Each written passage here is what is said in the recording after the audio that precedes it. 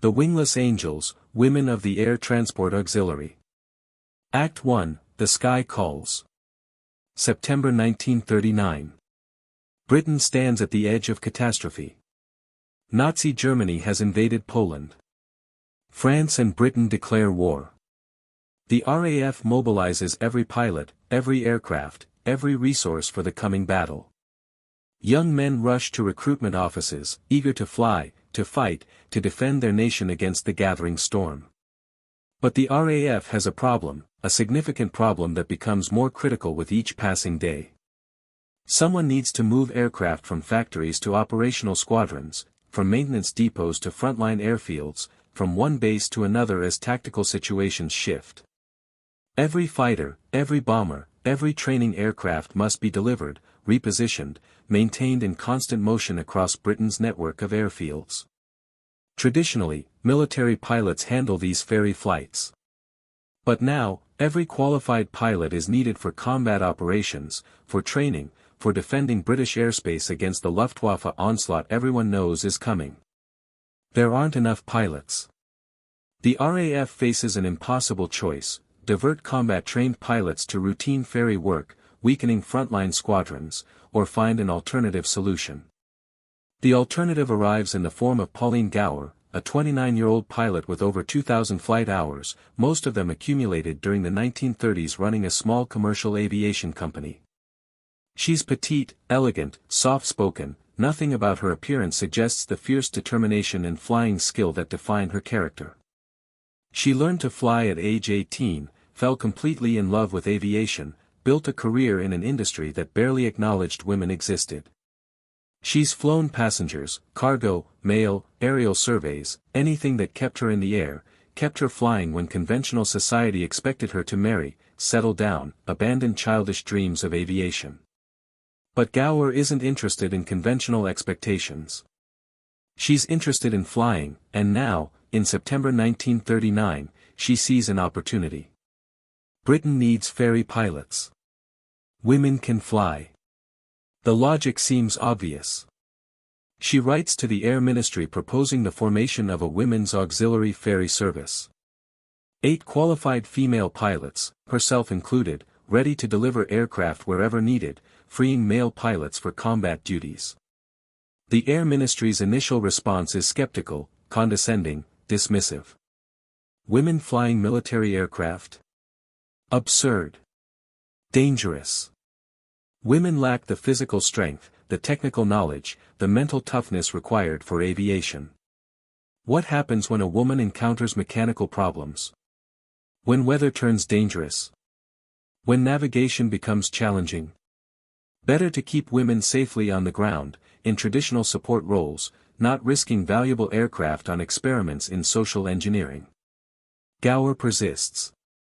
She provides her credentials, her flight logs, her commercial aviation experience.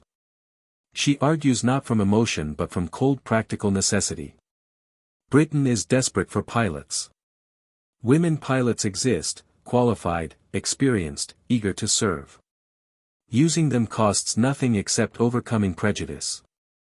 Refusing them wastes available resources during national emergency. The military claims to value efficiency, practicality, rational decision-making. Prove it. Accept qualified pilots regardless of gender. Her persistence pays off, partially. In January 1940, the Air Ministry approves a limited experiment. 8 women, no more, will be allowed to ferry aircraft. Only small aircraft, trainers and light communications planes, nothing fast or complex. Only in good weather, daylight hours, within limited radius of their base. No night flying, no instrument flying, no long-distance deliveries. The women will be watched, evaluated, scrutinized for any failure that confirms predetermined conclusions about female inadequacy in aviation. Gower accepts these restrictions without complaint. She understands she's not being hired to fly.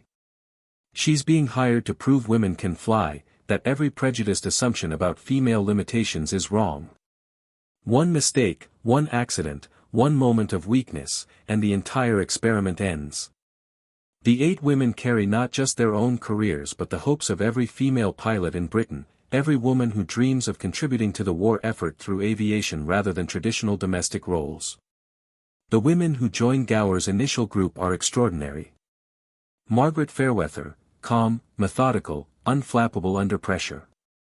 Gabrielle Patterson, aristocratic, confident, politically connected. Mona Friedlander, German Jewish refugee who fled Nazi persecution, now serving the country that gave her sanctuary. Joan Hughes, youngest of the group at 20, already holding commercial pilot's license, absurdly young but undeniably qualified.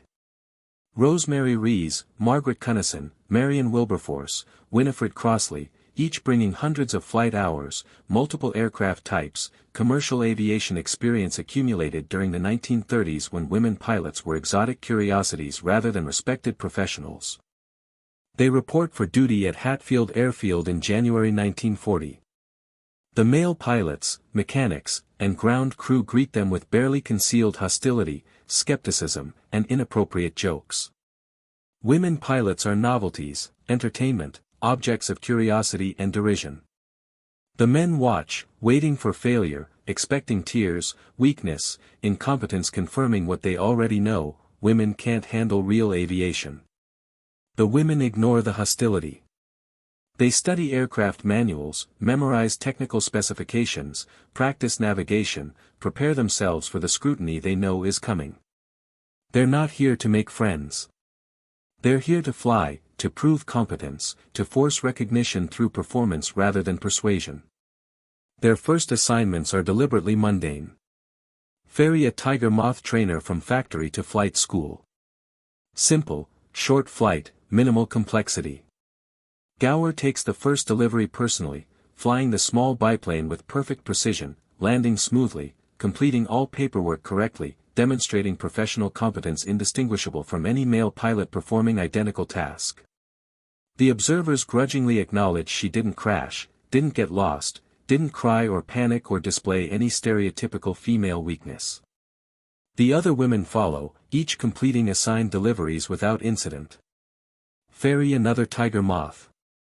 Then a Miles Magister. Then a Fairchild. Small aircraft, short distances, perfect weather. The women fly, land, return, repeat. Day after day, week after week, accumulating successful deliveries, building undeniable record of competence. The male pilots gradually shift from open mockery to grudging respect. The women can fly, actually fly, not just survive in the air but handle aircraft with skill approaching or exceeding many male pilots' abilities. They navigate accurately without radio guidance. They manage mechanical problems calmly. They fly in weather conditions that ground less experienced pilots. They're professionals, genuine pilots, not curiosities or experiments but colleagues contributing valuable service. By spring 1940, the 8-woman experiment has proven successful. The women have delivered hundreds of aircraft without serious incident, without costing the RAF any lost or damaged planes, without requiring any special accommodation beyond overcoming initial prejudice. The Air Ministry grudgingly authorizes expansion. More women pilots recruited. More aircraft types approved for female ferry pilots. Longer distances, worse weather, increased complexity. The women's service is renamed the Air Transport Auxiliary, ATA, technically civilian organization supporting RAF operations. Gower remains as commander, now recruiting aggressively, seeking qualified female pilots throughout Britain and Commonwealth nations. Dozens of women volunteer, bringing varied backgrounds, experiences, motivations. Some are wealthy aristocrats who learned flying as expensive hobby. Others are working-class women who scrape together money for lessons, dreaming of aviation careers. Some fled Nazi-occupied Europe, refugees seeking purpose in adopted homeland. Others are British women from conventional backgrounds who discovered unexpected passion for flying. What unites them is skill, determination, and willingness to serve without recognition, glory, or traditional military benefits. ATA pilots are civilians, paid less than military pilots, receiving no rank, no uniform honors, no medals for bravery.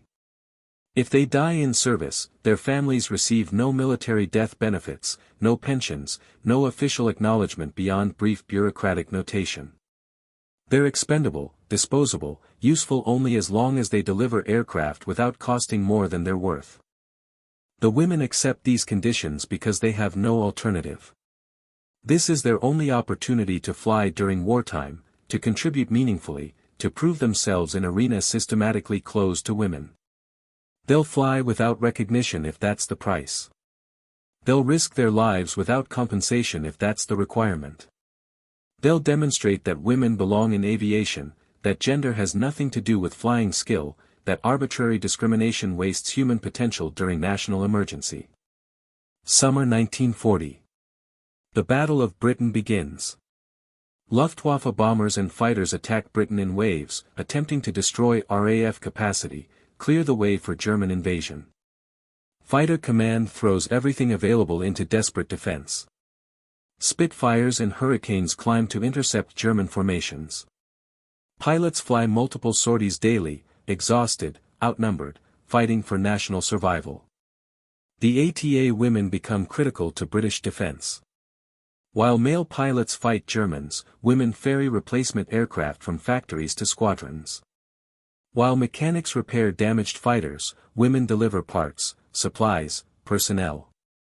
While training programs produce new pilots, women move training aircraft between schools. The ferry service that started as experiment becomes essential logistics network keeping Fighter Command operational. The deliveries grow more dangerous. Women now ferry frontline fighters, Spitfires and Hurricanes, high-performance aircraft requiring exceptional skill. They fly without radios, navigating visually using maps, compasses, and landmarks. They fly without weapons, unarmed over country under attack, passing through combat zones, vulnerable to any German fighter that spots them. They fly in terrible weather, through clouds, rain, fog that grounds commercial aviation but can't stop ferry deliveries because squadrons desperately need aircraft. The first deaths come in autumn 1940. Margaret Fairweather, one of the original 8, crashes during delivery flight in heavy fog. Amy Johnson, legendary female aviator from the 1930s who joined ATA seeking purpose after fame faded, dies when her aircraft crashes into Thames estuary during storm. More follow. Women killed in crashes, mechanical failures, weather accidents, occasionally shot down by German fighters or British anti-aircraft gunners who mistake ferry flights for enemy aircraft. Each death reinforces critics who argued women shouldn't fly military aircraft. C. Women can't handle the pressure. Too weak. Too emotional. Too limited. Every accident becomes evidence of female inadequacy rather than normal aviation risk affecting all pilots regardless of gender. The male pilots dying at equal or higher rates receive individual sympathy. The women dying receive statistical analysis proving predetermined conclusions about gender limitations. The surviving women continue flying. They mourn their lost colleagues privately, then return to work because stopping is an option, because squadrons need aircraft, because proving women's competence requires continuing despite losses. They develop routines, superstitions, coping mechanisms. They don't talk about fear, don't acknowledge danger, don't discuss the growing list of friends who didn't return from delivery flights. They just fly. By 1941, the ATA has grown to over 100 female pilots. They're delivering every aircraft type in RAF inventory: trainers, fighters, bombers, transport planes, reconnaissance aircraft. They fly Spitfires and Hurricanes daily.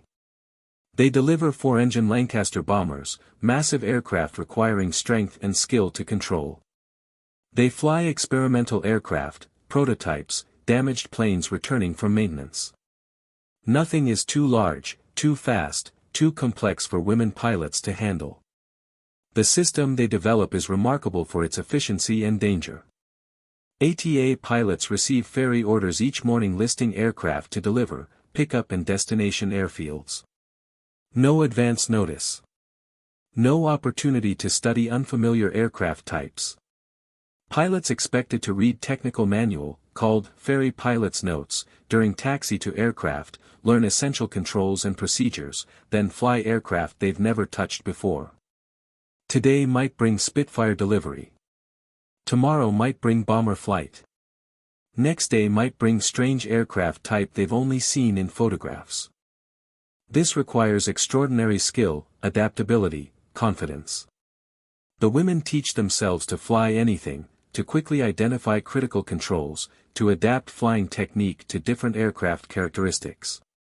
Small fighter 1 hour, heavy bomber the next, rapid switches between aircraft types that would challenge experienced military pilots receiving specialized training. The ATA women do it routinely, casually, proving repeatedly that skill matters more than gender, that adaptability compensates for lack of specialized training. The navigation challenges are equally demanding. No radio guidance, no communication with air traffic control, no electronic aids. Just map, compass, clock, and pilot's ability to recognize landmarks from altitude while flying fast. Britain's weather makes visual navigation difficult, often impossible. Clouds, fog, rain obscure the ground. The women fly anyway, navigating by brief glimpses of landmarks, dead reckoning between sightings, extraordinary spatial awareness developed through experience. Getting lost means running out of fuel over hostile territory or empty ocean. The women navigate successfully thousands of times, developing reputation for getting through weather that grounds less skilled pilots.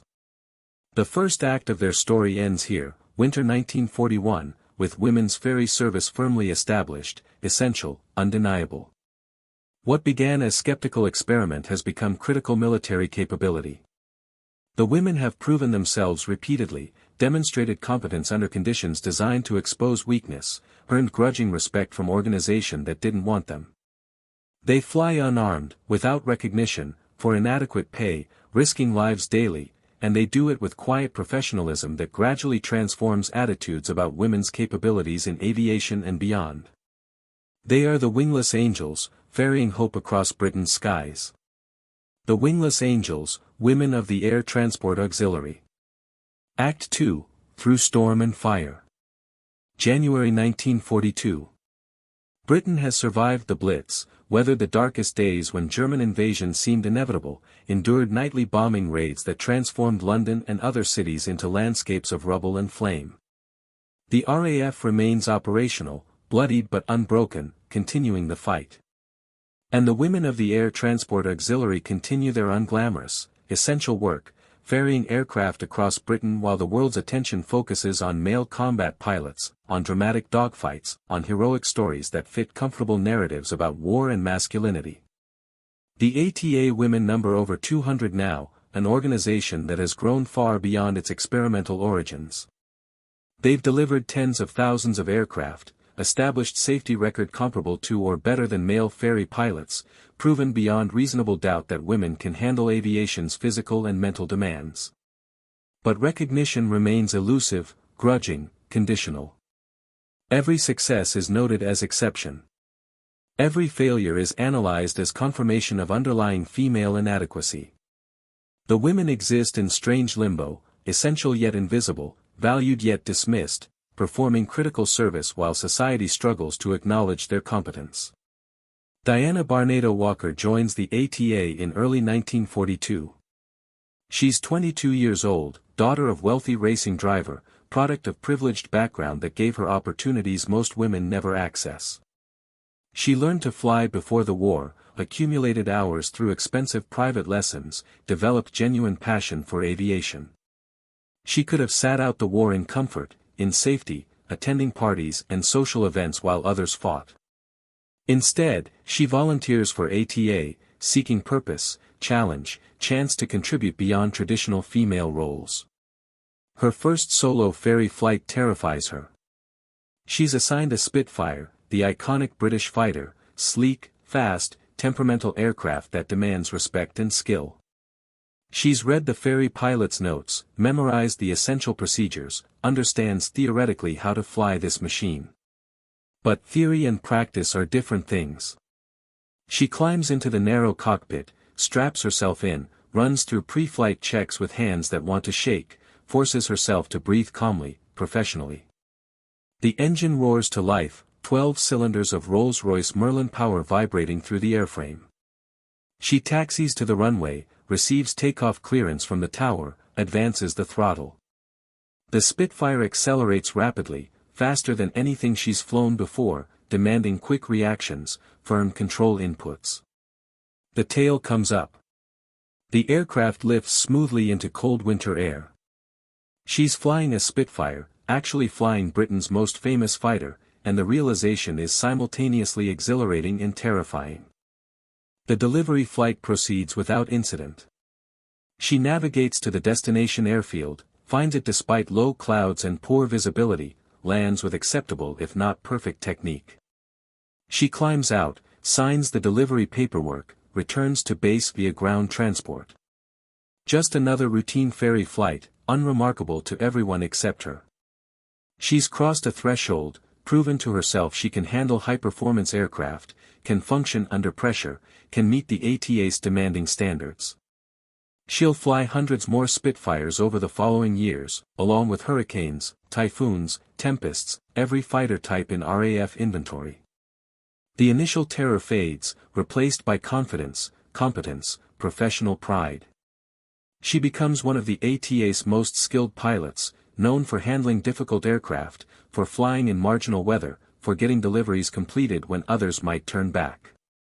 But not every flight ends successfully. February 1942. Anne Welch, experienced pilot with commercial aviation background, ferries a ferry battle light bomber from maintenance depot to training squadron. The weather is marginal, visibility poor, clouds low. Standard conditions for ATA operations. Pilots are expected to fly in weather that would ground civilian aviation, that tests limits of visual navigation. Welch is experienced, capable, confident in her abilities.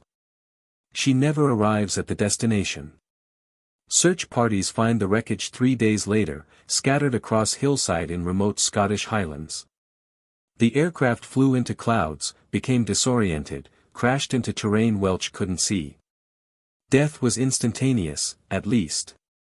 Small mercy and violent end. The accident investigation determines pilot error, failure to maintain adequate altitude, decision to continue flight in deteriorating weather rather than landing at alternate airfield. The report notes these factors clinically, bureaucratically, without acknowledging the impossible pressures ATA pilots face, the expectations that they'll deliver aircraft regardless of conditions, the subtle coercion that makes turning back seem like failure, like weakness, like confirmation of critics' beliefs about female limitations. Welch's death haunts the other women. They knew the risks, accepted them, but knowing abstractly that flying is dangerous differs from losing someone you've shared meals with, joked with, trusted. The fear becomes concrete, personal, immediate. Every takeoff might end in crash. Every delivery through clouds might end in hillside impact. Every flight carries possibility of sudden violent death. They continue flying anyway. What else can they do? Britain needs aircraft delivered. The war continues. Individual deaths, however tragic, don't justify stopping essential service. The women mourn privately, attend modest funeral services, write letters to Welch's family expressing sympathies that feel inadequate. Then they report for duty, accept their ferry assignments, climb into cockpits, and fly. Spring 1942. The United States has entered the war after Pearl Harbor. American pilots, aircraft, resources begin flowing toward Britain, preparing for eventual invasion of occupied Europe. The scale of operations expands dramatically. More aircraft to ferry, longer distances, increased complexity. The ATA recruits American women pilots, expanding the international character of the organization. Jackie Cochran, famous American aviator, helps recruit qualified women, though her relationship with the ATA leadership is complicated, competitive, marked by personality conflicts and disagreements about women's proper role in aviation.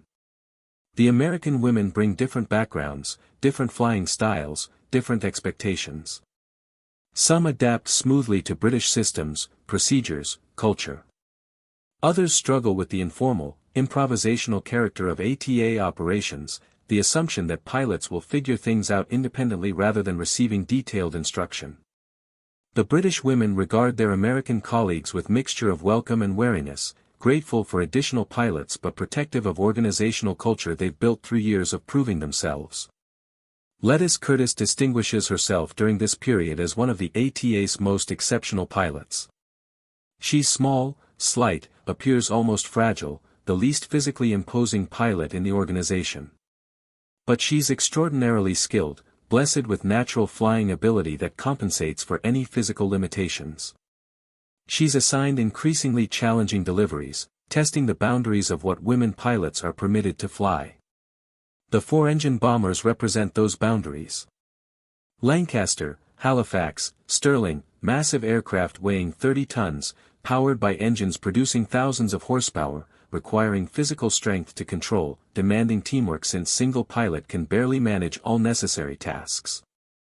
The RAF initially refuses to allow women to ferry these aircraft, claiming they're too large, too complex, too physically demanding for female pilots. Curtis demands the opportunity to try. She argues, cajoles, persists until authorities grudgingly agree to evaluation flight. She's given Lancaster bomber, no co-pilot, no flight engineer, no assistance. Just her, the aircraft, and skeptical observers waiting for failure. She conducts thorough pre-flight inspection, checks all systems, climbs into the left seat, runs through startup procedures. For Merlin engines roar to life.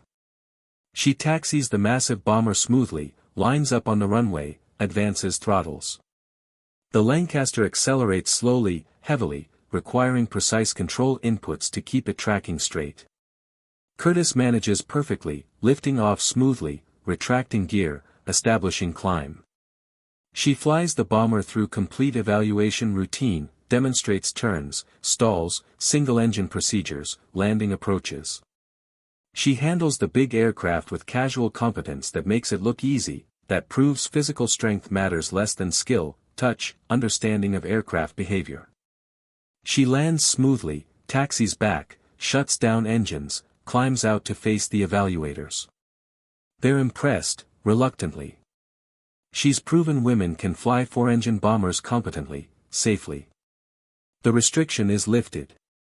Curtis and other skilled ATA women begin ferrying heavy bombers regularly, adding another aircraft category to their growing repertoire. The heavy bombers terrify some women, exhilarate others. Flying alone in massive aircraft designed for 7-person crews creates unique challenges and satisfactions. The women develop techniques, shortcuts, methods for managing tasks normally distributed among multiple crew members.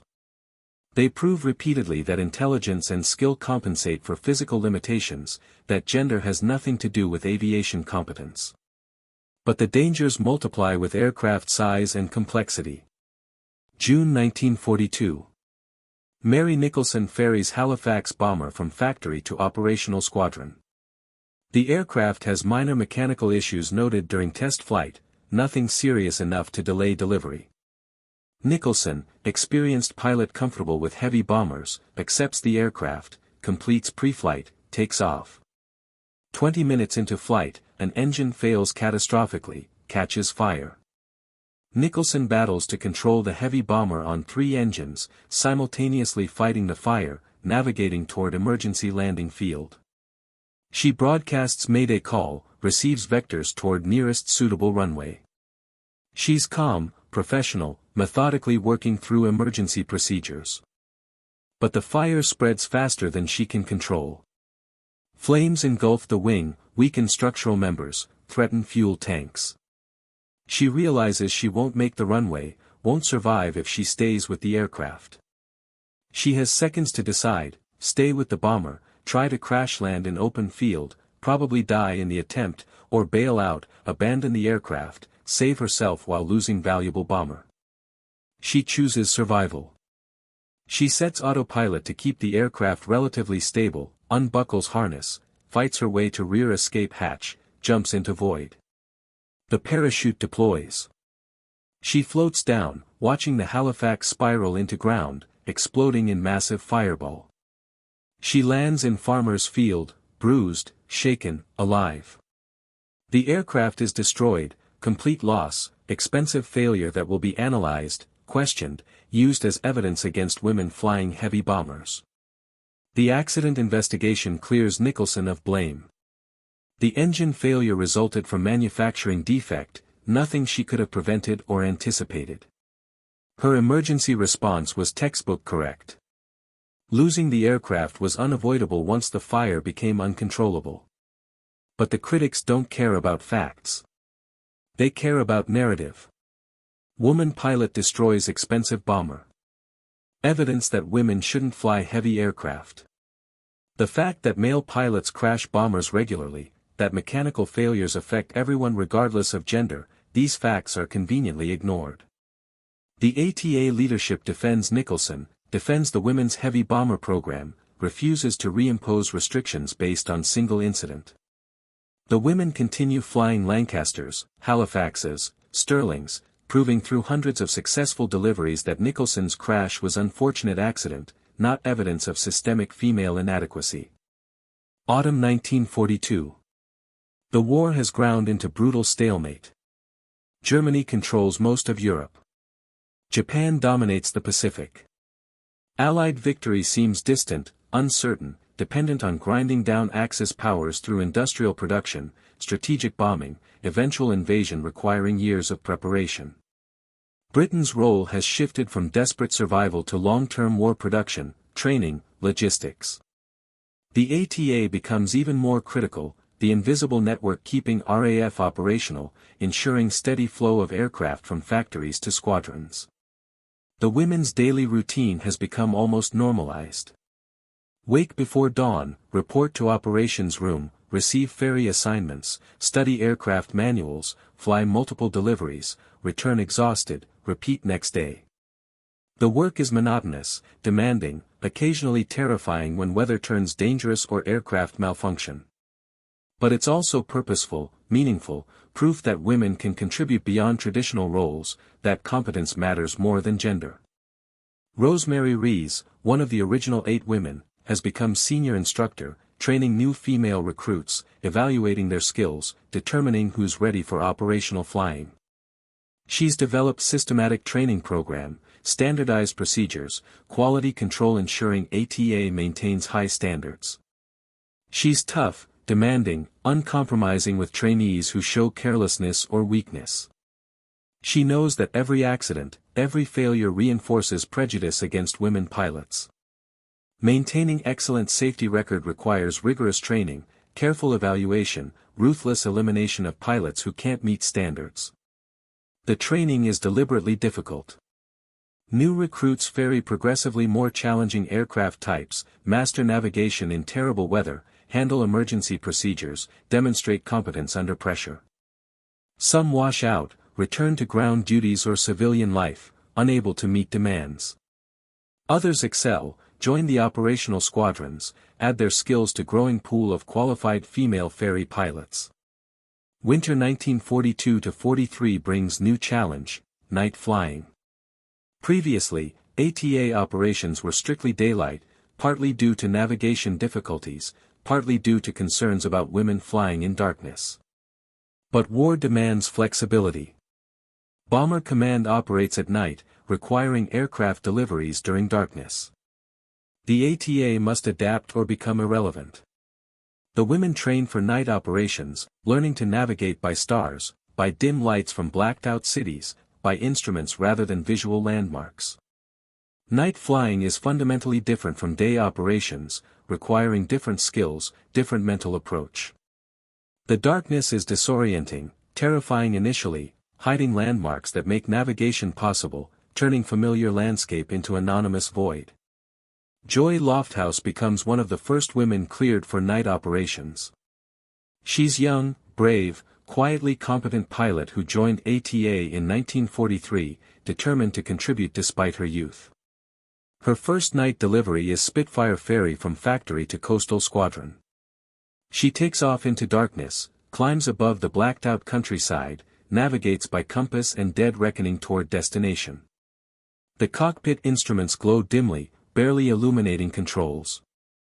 Outside is nothing but darkness, occasional glimpse of stars, no ground reference, no landmarks, just endless black void. She flies the calculated heading, estimates time to destination, begins descent when her navigation says she should be close to the airfield. But she sees nothing. No runway lights, no beacon, no visible reference. The field should be here, but where? She circles, searching, fuel gauge dropping, anxiety rising. Has she miscalculated? Is she lost? Will she run out of fuel over hostile ocean or dark countryside? Then, briefly, a signal lamp flashes from below. The airfield, using minimal lighting to avoid attracting German bombers, marking runway just long enough for her to align, descend, land. She touches down smoothly, taxis in, shuts down engine. Her hands shake as she completes post-flight paperwork. The night flying is terrifying, but she'll master it, like she's mastered everything else ATA demands. By early 1943, the women have established undeniable record of achievement. They've delivered over 20,000 aircraft without losing more planes than male ferry pilots, proven they can handle every aircraft type from primary trainers to four-engine bombers, flown in conditions ranging from perfect weather to near-impossible storms, navigated without radio aids across blacked-out country, operated day and night, maintained professionalism despite inadequate pay and zero recognition. Yet discrimination persists. The women earn 20% less than male ATA pilots performing identical work. They receive no military rank, no medals, no official acknowledgement. When they die, their families receive minimal compensation, no military honors, brief newspaper notices if anything at all. They're civilians supporting military operations, valued only for their utility, disposable once they're no longer useful. Some women accept this unfairness as price for flying. Others quietly resent it, understanding they're being exploited, that their service is undervalued because of gender. But they continue flying because stopping means surrendering the only opportunity they have to prove women belong in aviation, that arbitrary discrimination wastes human potential, that society's assumptions about female limitations are wrong.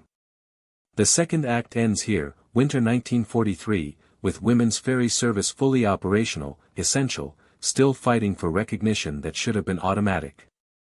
They've proven themselves repeatedly, exceeded expectations, demonstrated competence under impossible conditions. Yet they remain wingless angels, flying without acknowledgement, serving without honor, risking everything for nation that barely admits they exist. The war continues. The deliveries continue. The women continue flying, continue dying occasionally, continue proving what should never have required proof, that skill, courage, and determination have no gender. The Wingless Angels, Women of the Air Transport Auxiliary. Act 3, The Price of Wings. Spring 1944. The British countryside transforms into vast military staging area. Thousands of aircraft, tanks, troops concentrate in southern England, preparing for the invasion everyone knows is coming. Operation Overlord, the assault on Nazi-occupied France, the beginning of the end for Hitler's Fortress Europe.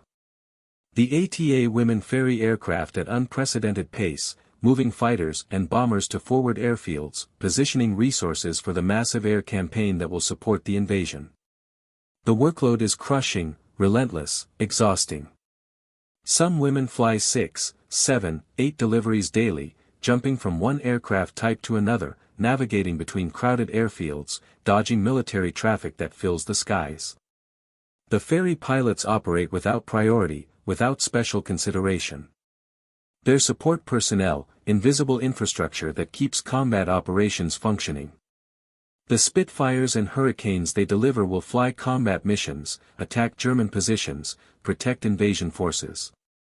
But the ferry pilots who positioned those aircraft will receive no credit, no acknowledgement, no mention in histories written after victory. Margot Gore flies a Typhoon fighter bomber from factory to coastal airfield on June 4, 1944. The Typhoon is powerful, dangerous, temperamental aircraft with history of structural failures and engine problems.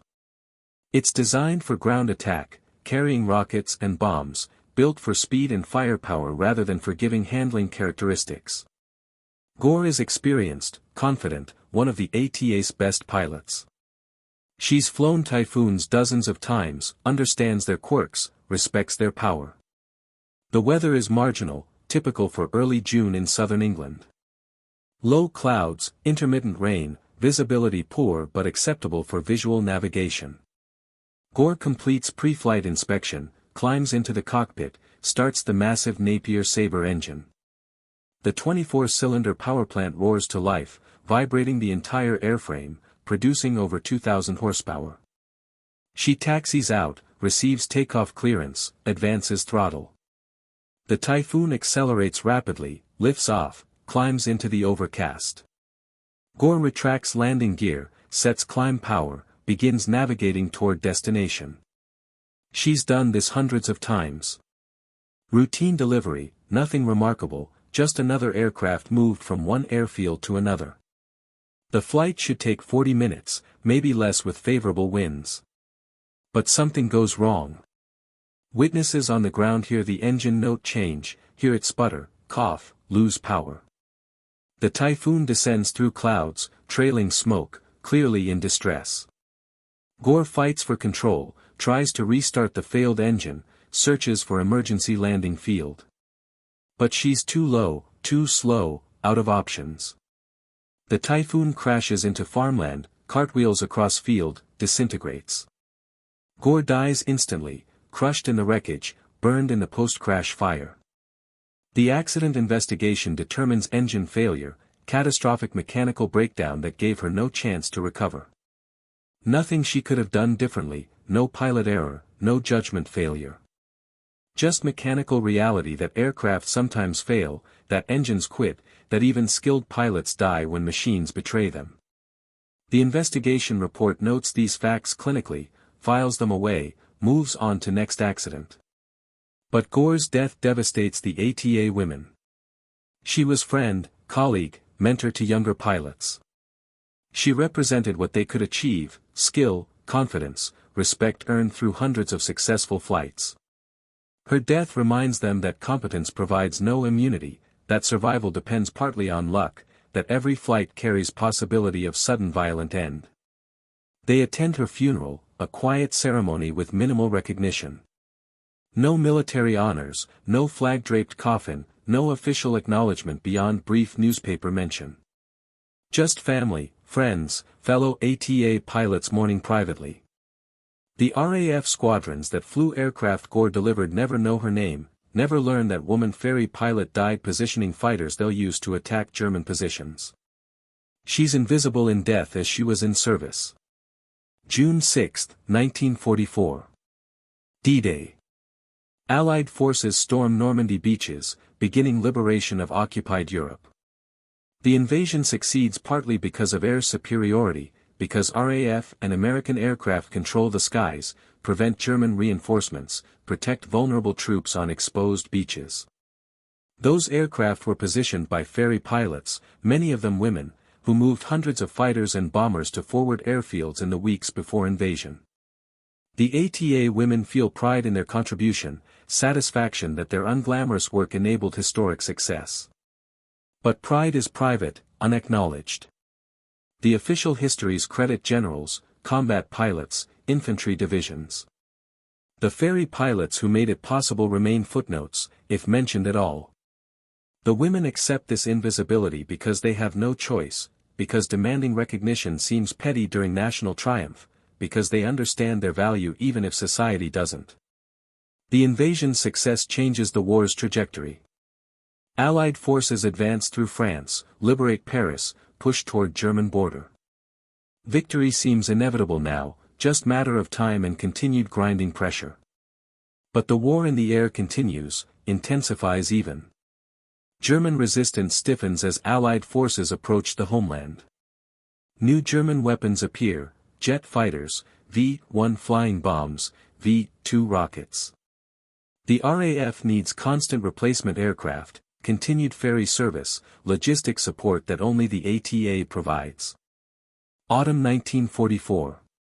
Friedrich Lief, Norwegian pilot who escaped Nazi occupation to join the ATA, ferries Mosquito light bomber from factory to operational squadron. The Mosquito is beautiful aircraft, wooden construction, twin engines, fast and maneuverable, beloved by crews who fly combat missions. Leif has delivered dozens of Mosquitoes, knows them well, enjoys their responsive handling.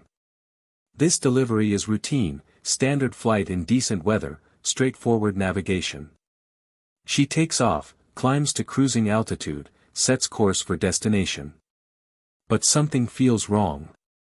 The controls are mushy, imprecise, not responding correctly. She checks instruments, everything appears normal. Engine parameters good, fuel quantity adequate, all systems functioning. But the handling continues to deteriorate, aircraft becoming harder to control, requiring increasing input to maintain level flight. She realizes structural failure is developing, probably wing spar damage, wooden structure breaking down in flight.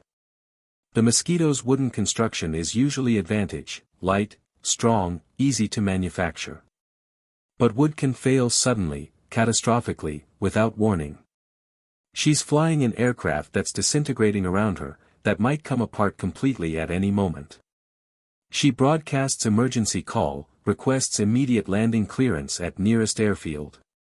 Air traffic control vectors her toward emergency strip, clears all other traffic, alerts crash crews. Leif nurses the failing Mosquito toward the runway, fighting controls that barely respond, feeling the aircraft shake and vibrate as structural damage worsens. She's 3 kilometers from the runway, then 2, then 1. Almost there. If she can just hold it together a few more minutes. The wing fails completely, half a kilometer short of the runway. The wooden spar snaps, wing folds upward, aircraft rolls violently. Leif has perhaps 2 seconds to react. She pulls ejection handle, nothing happens, Mosquitoes don't have ejection seats. She tries to open canopy, can't, centrifugal force pins her in place. The aircraft impacts ground at 300 km per hour, disintegrates, spreads wreckage across field adjacent to the runway. Rescue crews reach the crash site within minutes. They find Leif still strapped in her seat, surrounded by shattered wood and twisted metal. She's unconscious, badly injured, multiple broken bones, internal trauma, severe burns. They extract her carefully, rush her to hospital. Surgeons work for hours, repairing damage, fighting to save her life. She survives, barely. Weeks in hospital, months of recovery, permanent injuries that end her flying career. She's lucky. She survives when most pilots in similar crashes die instantly. But survival means living with injuries, with pain, with loss of flying ability that defined her identity. The RAF provides minimal medical care, no long-term disability compensation, no acknowledgement that her injuries resulted from service to nation. She's civilian contractor who happened to crash while delivering aircraft. Her problem, not theirs. The ATA women visit her in hospital, bring flowers, books, companionship. They understand what she's lost, what it means to pilot who can never fly again. They offer what support they can, material and emotional. But they can't restore what the crash took from her, health, capability, future in aviation. She'll heal partially, eventually. She'll leave hospital, resume civilian life. But she'll never again experience the freedom, the joy, the purpose she found flying aircraft across wartime Britain. Winter 1944-45. The war approaches its end. Allied forces advance into Germany from west and east, Nazi regime collapsing, defeat inevitable. The ATA's workload begins declining. Fewer new aircraft need delivery, fewer ferry flights required. The women sense their service approaching its conclusion, that peacetime will eliminate the necessity that forced reluctant acceptance of female pilots. They're right. Victory in Europe comes in May 1945. Nazi Germany surrenders unconditionally. The war in Europe ends. Celebrations erupt across Britain, street parties, cheering crowds, relief and joy that years of suffering have finally concluded. The ATA women celebrate too, grateful the killing has stopped, that peace has returned, that their dangerous service is no longer necessary. But peace brings sudden dismissal. The ATA is disbanded in November 1945, 6 months after German surrender. The women receive termination notices, thanked perfunctorily for their service, told their skills are no longer needed. The commercial aviation industry, reviving after wartime restrictions, shows no interest in hiring female pilots. Airlines want men, preferably former RAF pilots with combat experience. Women are dismissed as wartime expedient, temporary workers who should return to traditional domestic roles now that emergency has passed. The women scatter, seeking whatever opportunities exist. Some marry, settle into conventional lives they might have avoided if aviation careers remained possible. Others emigrate, searching for countries less constrained by gender discrimination. A few persist in aviation, finding marginal work as flight instructors or private pilots, clinging to flying careers despite societal pressure to abandon childish dreams. Their service is quickly forgotten. Official histories of the war mention ATA briefly if at all, footnote in discussions of home front mobilization. The women's specific contributions, their skills, their sacrifices disappear from public memory. The combat pilots receive books, films, monuments, endless celebration of their heroism. The ferry pilots who made combat operations possible receive nothing, not even acknowledgement that their service mattered. Some women accept this invisibility with grace, satisfied they served, that they proved women's competence even if society refuses to admit it. Others feel bitter, angry that their sacrifices are dismissed, that risking their lives counted for nothing once men returned to reclaim aviation as exclusively male domain. But bitter or graceful, they remain silent, don't complain publicly, don't demand recognition that clearly won't come. Decades pass. The 1950s, 60s, 70s. The ATA women age, retire, watch society slowly, grudgingly acknowledge that women possess capabilities beyond traditional limitations. The feminist movement recovers their history, researches their service, begins telling their stories. Historians interview surviving pilots, collect logbooks, preserve documents before they're lost forever. Young women learning about ATA's service feel inspired, validated, grateful to discover that previous generations fought similar battles, proved similar points about female competence and courage. Official recognition comes slowly, inadequately. In 1950, the British government finally awards campaign medals to ATA pilots, acknowledging their service after 5 years of bureaucratic resistance. In 2008, surviving ATA women receive veterans badges, symbolic recognition of their contribution. In 2010, a memorial statue is unveiled at Maidenhead, bronze sculpture honoring the ATA, particularly the women who served. But by 2010, most ATA women are dead. They died in obscurity, their service unacknowledged, their contributions dismissed. The memorial honors memory, not living veterans who might appreciate recognition. Better late than never, perhaps. But the timing reveals how thoroughly society erases women's contributions, how quickly female achievement disappears from historical memory. The statistics are remarkable, should have guaranteed recognition. Over 160 female pilots served in the ATA during the war. They delivered over 300,000 aircraft, every type in RAF inventory.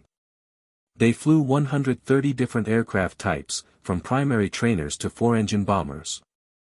They operated without radios, without navigation aids, in terrible weather, day and night. 15 women died in service, crashed during ferry flights, killed while doing work everyone said women couldn't do. Their safety record matched or exceeded male ferry pilots. Their competence was undeniable, proven through thousands of successful deliveries.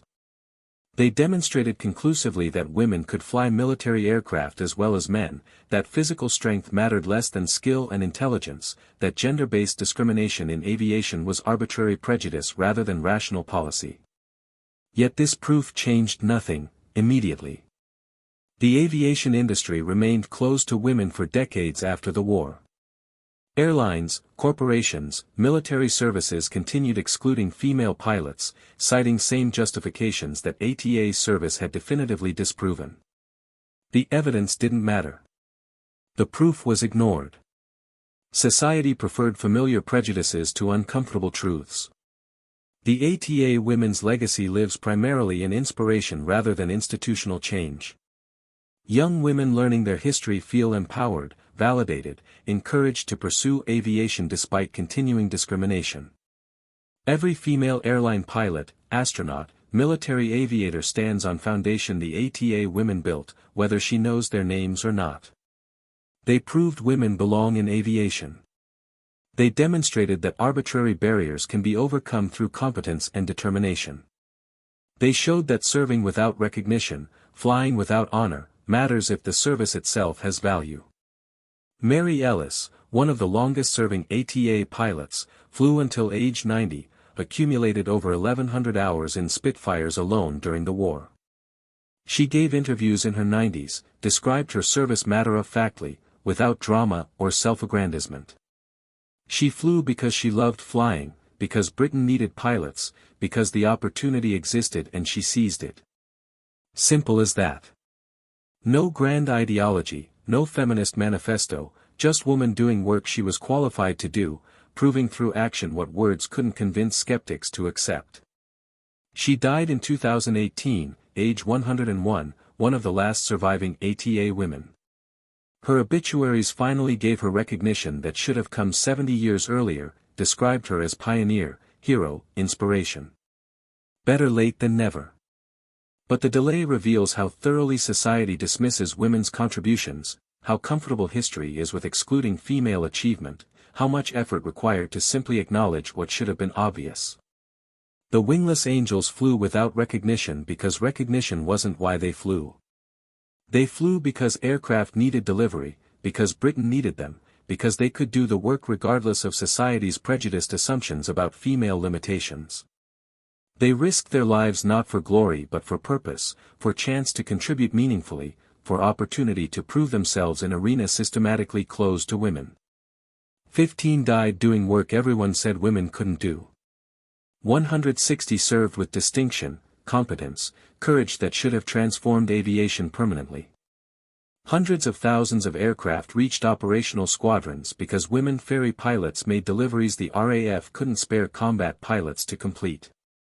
The Battle of Britain, D-Day, the strategic bombing campaign, all depended partly on logistic support the ATA provided, work women performed despite discrimination, inadequate pay, zero recognition. They were the wingless angels, ferrying hope across Britain's skies, proving that courage has no gender, that service needs no acknowledgement beyond its own value, that women belong wherever skill and determination create opportunity. They flew without recognition. They served without honor. They risked everything for a nation that barely admitted they existed. And they did it anyway, because it needed doing, because they could do it, because someone had to prove that women's capabilities exceeded society's limited imagination. Their wings were invisible, but their legacy endures. Every woman who flies today, who pursues dreams that society says are impossible, who proves through action what words can't convince skeptics to accept, she carries forward what the ATA women began. The wingless angels earned their wings through service. And those wings, invisible though they were, lifted Britain toward victory and women toward futures that previous generations could barely imagine. The sky remembers, even when history forgets.